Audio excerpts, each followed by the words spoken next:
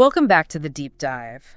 Today we're jumping into a song that, well, at first listen, it might sound like, a pretty straightforward breakup song, lots of heartache. Yeah, it hits you with that initial sadness for sure. But when you start to peel back the layers, there's just so much more there, like really fascinating production. Mm-hmm.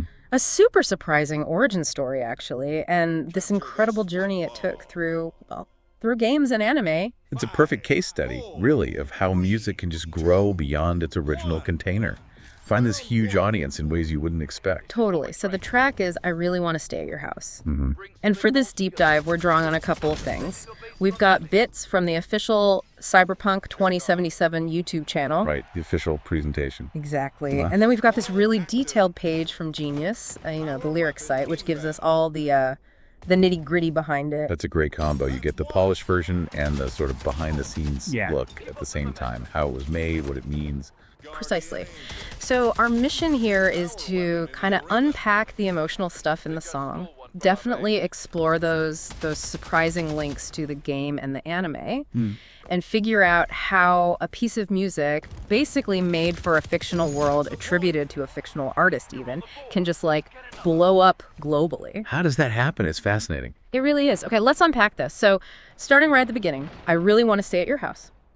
The main performers listed are Rosa Walton and someone called Hallie Coggins. Right, but that's where it immediately gets interesting, isn't it? Yeah, because the person who actually wrote, composed, and produced it is Rosa Walton. From Let's Eat Grandma, the indie pop duo. Really talented artist. Absolutely. And the kicker is that Hallie Coggins, well, she's not real. Exactly. She's credited as a fictional artist within the song itself. Which is such a clever move. It's brilliant world building. Yeah. It makes the song part of the cyberpunk lore right from the liner notes, essentially. It really adds this kind of meta layer to it all. Mm-hmm. Okay, so the song came out December 18th, 2020.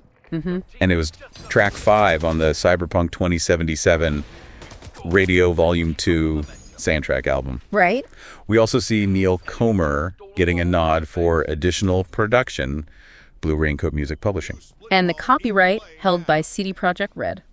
The game developers themselves. Which tells you this wasn't just some track they licensed. It was commissioned or created for this world, baked right in. Yeah, designed to feel authentic to Night City, not just dropped in. Totally. It had to feel like it belonged there. And you really see that in how it's spread across different media. Yeah. Anyone who's played the game, Cyberpunk 2077, probably knows it. It's right there in the Cyberpunk RPG universe. Yeah, you hear it on the radio in the car. 98.7 body heat radio. So while you're driving around, Exactly. It becomes part of the atmosphere, part of your daily routine in the game. it's not just for a specific mission or cutscene. No, it's ambient. It gets under your skin that way, becomes familiar. And then it just had this massive second life, didn't it? Yeah. With the anime. Oh, absolutely. Cyberpunk, Edge Runners, the Netflix series. It played such a huge role there. Yeah, pivotal role, really. And that connection is so strong. Like you said, even the YouTube source we looked at comes from the official game channel. It shows how integrated the whole Cyberpunk franchise became. So how does one song work so well in both a sprawling open world game and a, tightly plotted anime series? Well, look at the tags associated with it on Genius. It's kind of revealing. Okay, let's see. Pop, anime, electropop, gaming. UK, synth pop, electronic hyperpop soundtrack. Wow, that's a lot. It's a real mix, isn't it? It shows the song has this broad appeal. You can fit into different boxes. It's musically quite versatile. And maybe that versatility reflects the emotional core too, because the lyrics themselves are quite complex. Oh, definitely. Let's get into that. Okay. Because the emotions are powerful, but also kind of contradictory sometimes. Right. You start with this really intense feeling of longing, almost domesticity, like I couldn't wait for you to come and clear the cupboards. Yeah, and because I miss you all the time.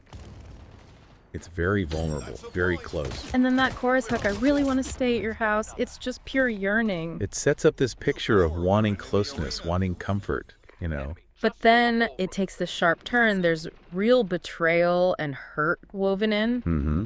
Lines like, you know how much you broke me apart? That's brutal. Or, I'm aware that you were lying in the gutter. Oof. Yeah, and when you tell me I'm the reason, I just can't believe the lies. There's anger there too, disbelief. So it's not just sad, it's messy. Like real heartbreak often is. Exactly. It captures that tangle of still caring for someone while also being deeply wounded by them. It doesn't simplify it. And that internal struggle. That's maybe the most relatable part. I think so. You get phrases like, I'm done with you, I'm ignoring you, I don't want to know, like drawing a line. Making a clean break or trying to. Trying to, yeah. Because right after that strong declaration comes the killer line. And why do I still want to call you? Yeah, that just hits hard. It's that pull, isn't it? The head knows it's over, knows it's bad. But the heart? Or just the habit, the connection? It's still there. That lingering attachment fighting the rational decision, it feels incredibly real. Utterly real. And then the chorus isn't just yearning anymore. It feels like searching, too. Right, those questions. So what do you want to do? What's your point of view? Like trying to understand, trying to find some common ground, maybe, even amidst the wreckage. And that pre-chorus line, is that a compromise? It's like questioning everything. What does this relationship even mean now? Yeah, it leaves you hanging a bit. There's no neat resolution offered in the lyrics themselves. It's all very raw and unresolved. And that rawness, that complexity clearly struck a chord. Because the song's impact has been, well, huge. Undeniable. You mentioned the Genius page views, 364.4K. That's a lot of people actively looking up the lyrics and trying to understand it. Right, not just passive listening. They're engaging with it, digging into the meaning. Which points to a real connection. And it goes beyond just listening. It actually inspired other artists. Yeah, the list of derivative works is pretty impressive. You've got samples. Like in David Martinez Freestyle and Avec Toi, taking bits of the original sound. And interpolations, which is slightly different, right? Re-recording parts. Yeah, re-recording a melody or lyric. Like in As the Leaves Start Turning Brown and Lil Liar, they weave elements of the song into their own new tracks. That shows the original song's strength, that others want to build on it. Definitely. And then there are the straight-up covers. So many. A metal version by Little V. Which is quite a transformation. Right. An anime opening style cover by Ty McGrath, another cover by Samuel Kim and Lorian. And remixes, too, like the PLSE remix. It just keeps spreading. What does all that tell us? It speaks volumes about its adaptability, I think.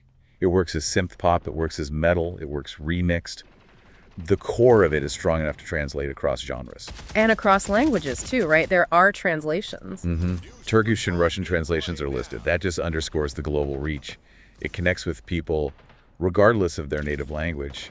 Culture, too. It's pretty incredible for a song originally tied to a specific game world. It really is. So, wrapping things up a bit, I Really Want to Stay at Your House is so much more than just, a song on a soundtrack. Absolutely. It's this really complex, emotionally rich piece that somehow captures both intense personal feelings and the vibe of this, futuristic digital world. Yeah, it manages to be both intimate and tied to this larger-than-life setting. It's a powerful example of how music created for fiction can become a genuine cultural artifact, taking on its own meaning and momentum. It really makes you think, doesn't it? Consider this. What does it really say about, modern art or storytelling? When a song made for a video game, sung by a fictional character in that universe, can resonate so profoundly with real people all over the world and spark so much creativity from real artists. What does that connection tell us? What stands out to you about this deep dive?